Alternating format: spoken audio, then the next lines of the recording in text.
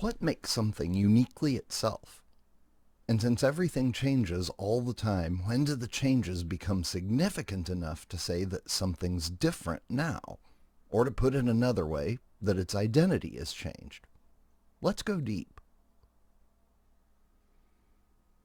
Welcome to Going Deep. I'm your host, Mike. So, I'm a big fan of progressive rock, including the band Yes. They were my favorite band for decades.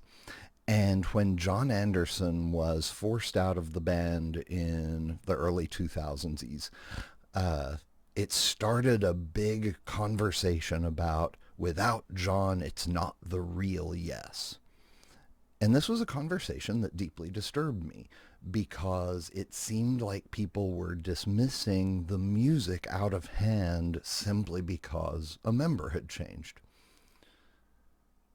Then this morning, I saw that my new favorite band, Big Big Train, whose lead singer David Longdon tragically passed away a year ago. Rest in peace, David.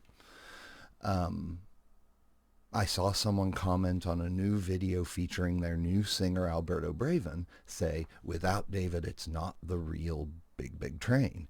And this reminded me immediately of the Yes controversy, and it bothered me because of just how much poison and divisiveness this not the real Yes had injected into their community.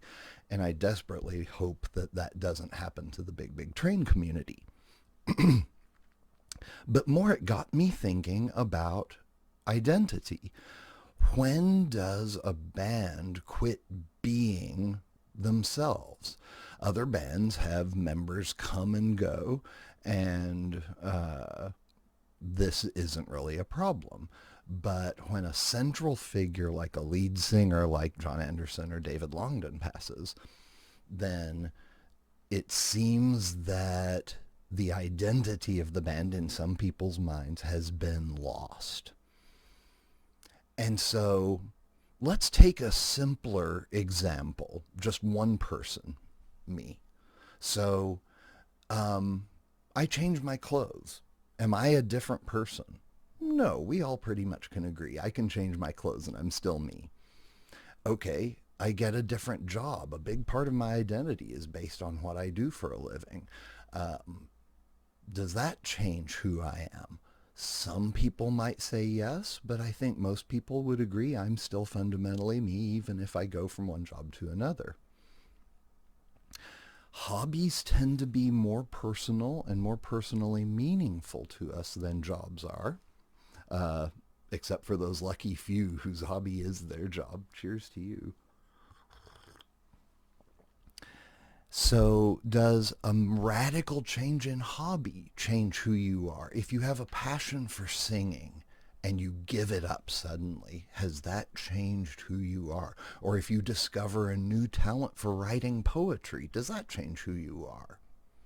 Again, I think we're getting more and more people at each stage who would agree, yes, that changes who you are. What about your family?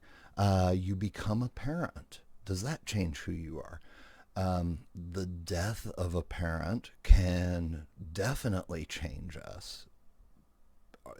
But I think most people would agree that we're still the same person.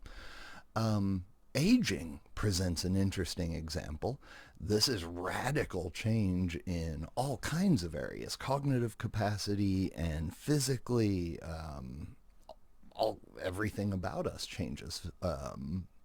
And yet we're considered the same person throughout the aging process. So this leads me to the question, what is it exactly that we have established when we identify something?